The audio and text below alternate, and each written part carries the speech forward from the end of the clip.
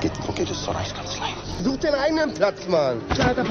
Seorang tokoh legendaris yang sungguh amat sangat tidak bijaksana dalam periode kepemimpinannya pernah berteleport jauh ke masa depan, yaitu masa modernisasi yang telah mengglobal. Beliau lebih dikenal sebagai Adolf Hitler.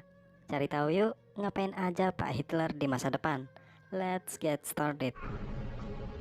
Look Who's Back adalah film rilisan 8 Oktober 2015. Disutradarai oleh David Vinnen dan diperankan oleh Oliver Masucci, Fabian Swatsky, Christoph Herbst, Vera Kromayer, dan beberapa aktor Jerman lainnya.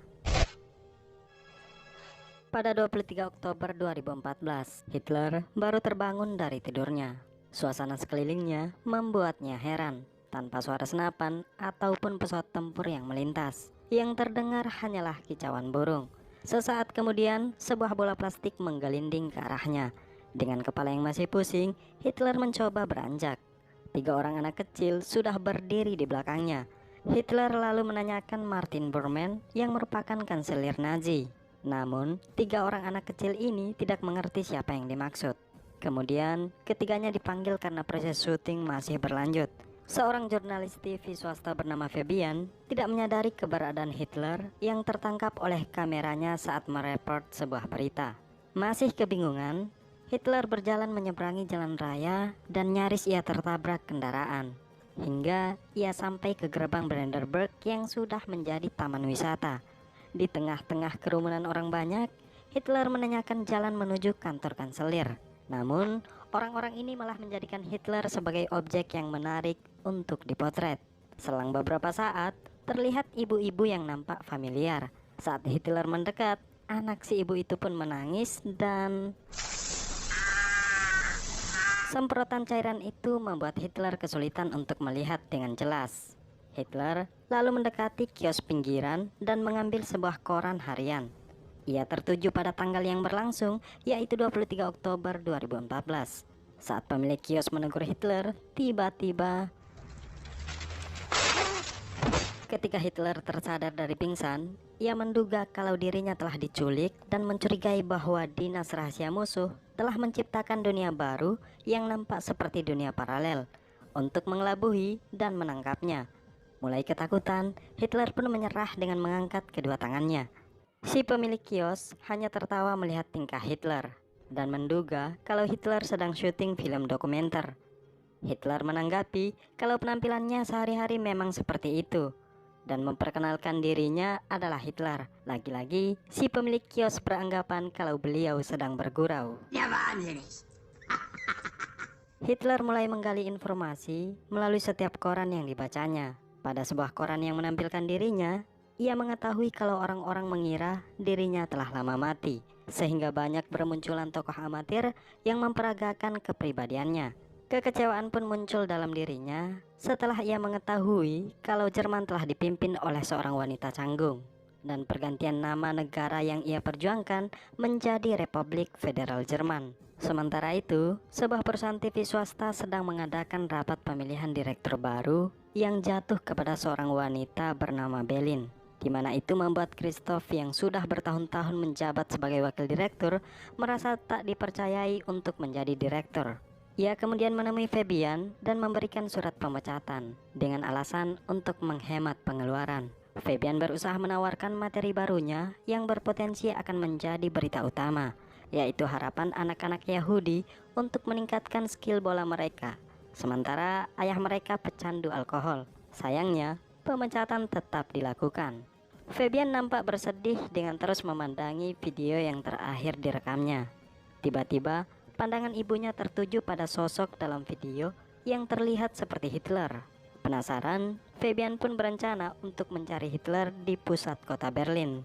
Kembali ke kios pinggiran, si pemilik kios menyuruh Hitler untuk mengeluarkan sebuah rak. Diiringi dengan keluhan, kemarin aku menggerakkan batalion ke-12. Sekarang aku memindahkan rak koran.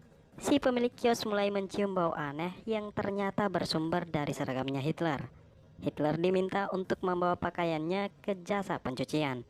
Di tempat pertama, si tukang cuci menolak lantaran pakaian Hitler yang sudah overbau. Untungnya, di tempat lain ada yang mau mencuci pakaian Hitler dan meminjamkan pakaian mereka kepadanya. Saat Hitler kembali, si pemilik kios bersemangat menyambut kedatangannya dan memberitahu kalau Fabian telah mencarinya kemana-mana. Fabian pun mulai memperkenalkan diri dan sedikit meniru cara Hitler berbicara. Hitler lalu melanjutkan dengan membahas persekutuan antara Polandia dan Rumania untuk mengalahkan Jerman. Namun keduanya malah beranggapan bahwa Hitler pandai berakting. Fabian kemudian berjanji akan membuatnya tenar selama berperan sebagai Hitler. Setelah itu, Fabian bercerita kepada ibunya terkait pertemuannya dengan sosok yang benar-benar mirip dengan Hitler. Ia juga meminjam mobil ibunya untuk dipakai selama seminggu. Melihat mobil yang digunakan Fabian, Hitler sempat khawatir karena sepertinya mobil tersebut tidak layak dibawa ke medan tempur. Selama bersama Hitler, Fabian mulai merekam video dokumentasi terkait keberadaan Hitler dan menunjukkan media TV untuk menayangkannya. Kecanggihan teknologi TV membuat Hitler takjub. Ia kemudian berinisiatif untuk menjadikan TV sebagai media propaganda. Berlanjut, di mana Hitler mulai melakukan eksperimen sosial dengan lontaran pertanyaan-pertanyaan terkait politik, demokrasi, dan sistem pemerintahan yang diterapkan di Jerman. Eksperimen tersebut bukan hanya ditujukan kepada orang awam, namun juga kalangan ningrat. Seusai itu, mereka mendatangi peternakan anjing. Saat Fabian mewawancarai pemilik peternakan, Hitler malah dibuat sibuk oleh serangan anjing kecil dan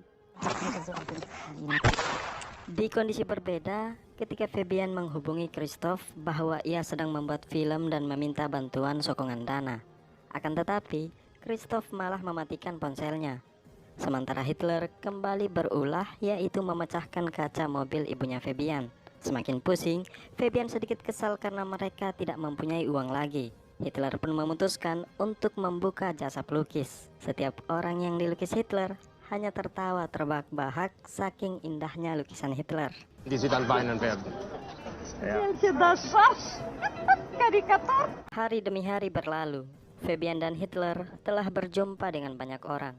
Kehadiran Hitler mendapat sambutan yang baik dari setiap orang yang mereka jumpai. Fabian kemudian memberanikan diri mendatangi Christoph dan memperkenalkan Hitler. Saat Christoph mengajak Fabian untuk bicara empat mata, Hitler langsung memasuki ruangan meeting. Di ruangan ini, Hitler mengutarakan gagasannya terkait bangsa Jerman ke depan. Orang-orang yang ada di situ hanya ketawa melihat gaya bicara Hitler. Direktur Berlin merasa tertarik dengan kepribadian Hitler dan akan menempatkan Hitler ke sebuah acara TV komedi. Saat itu juga, Fabian kembali diperbolehkan untuk bekerja. Christoph lalu menunjukkan ruangan kekaisaran baru Hitler dengan bantuan sekretaris Kromayer. Kromayer membimbing Hitler untuk belajar mengoperasikan komputer dan memperkenalkan internet yang akan membuatnya terhubung dengan dunia. Berlanjut ke sebuah acara komedi keras alter, di mana seorang aktor berperan sebagai Presiden Amerika berkulit hitam dan beberapa orang wanita Muslim untuk menggambarkan situasi politik saat ini.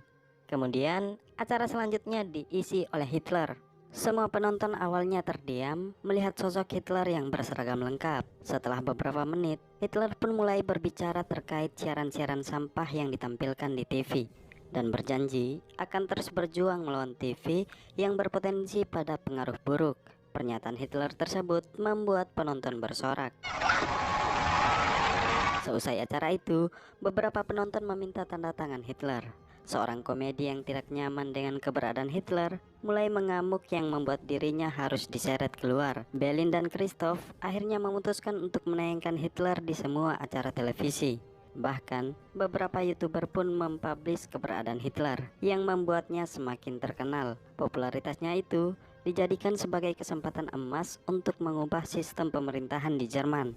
Ia kemudian mendatangi Ketua Umum Partai Nasional Demokrat dan menanyakan terkait mobilitas produk dan warga Polandia di Jerman. Tidak mendapat jawaban yang memuaskan, Hitler pun meluapkan amarahnya. Sementara itu, Direktur Berlin didatangi oleh jaksa dan polisi yang menyampaikan keluhan dari beberapa pihak atas pernyataan-pernyataan Hitler yang mengandung ujaran kebencian. Namun, mereka tetap mengizinkan penayangan acara Hitler. Menyikapi hal itu, Berlin kemudian berbicara empat mata dengan Hitler dan meminta agar Hitler menceritakan latar belakangnya. untuk memastikan bahwa mereka tidak berurusan dengan Hitler yang sebenarnya. Akan tetapi, setiap kali Hitler menjawab, jawabannya itu selalu dianggap lelucon. Di sisi lain, Kromayer memberitahu Christoph terkait permintaan ganti rugi atas kematian anjing kecil yang pernah ditembak Hitler saat pembuatan film bersama Fabian, hingga pada sebuah acara TV di mana Hitler tengah diwawancarai. Si pewawancara kemudian memperlihatkan rekaman video penembakan terhadap anjing kecil. Kemunculan video tersebut dilatar belakangi oleh Christoph yang bermaksud untuk menggeser Belin dari jabatannya, dan Belin pun dipecat dari jabatannya dan digantikan oleh Christoph. Sedangkan Hitler dan Fabian kembali ke rumah ibunya Fabian. Di sini Hitler menulis sebuah buku terkait awal mula terjebaknya ia di tahun 2014. Fabian meminta Belin untuk kembali membuat film yang diadaptasi dari buku Hitler. Singkat cerita, Hitler kembali mendapat kepercayaan dari masyarakat Jerman melalui buku yang ia tulis. Ia juga memberikan sumbangan terhadap perlindungan hewan untuk menebus kesalahannya. Di saat bersamaan, Christoph dibuat pusing oleh penurunan rating TV mereka. Salah seorang staf kemudian mengajukan agar sebaiknya mereka mengambil alih pembuatan film baru Hitler yang diadaptasi dari kisah Hitler sendiri. Tanpa menunda, Christoph akhirnya mendatangi lokasi syuting yang dimaksud. Ia mendekati seorang pria yang diduganya itu Fabian, dan ternyata itu orang lain yang memakai topeng silikon saat syuting berlangsung. Christoph lalu bernegosiasi dengan Fabian untuk menayangkan film yang sedang mereka buat dengan bayaran yang cukup menggiurkan. Berlanjut ke rumah Kromayer, di mana Fabian memberitahu tawaran dari Christoph. Tiba-tiba, neneknya Kromayer menoleh saat mendengar suara Hitler. Si nenek rupanya masih mengingat bahwa itu adalah Hitler. Ia kemudian mengungkapkan bagaimana kejamnya Hitler saat memimpin Nazi Jerman.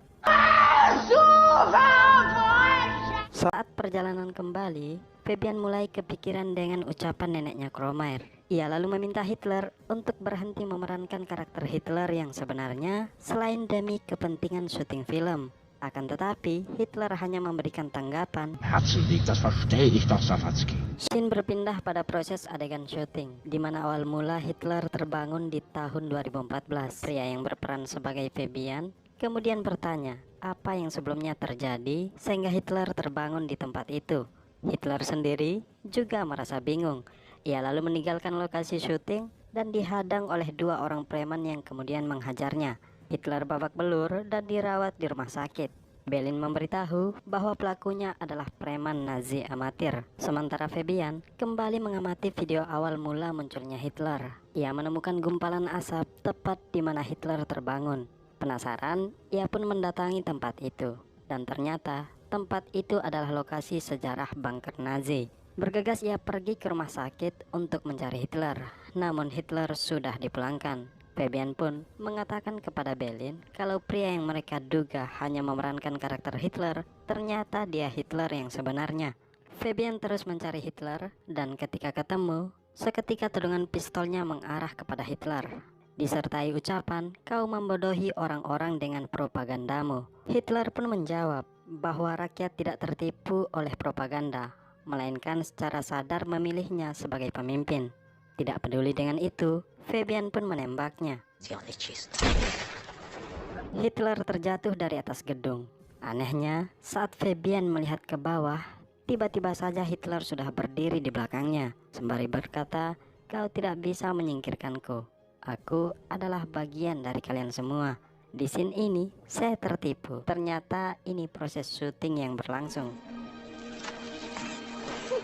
Setelah mengakhiri syuting film terbarunya, Hitler bersama rekan-rekan mengenang jasa-jasa Fabian yang baru saja meninggal. Yang di dalam film tidak diketahui bagaimana Fabian meninggal.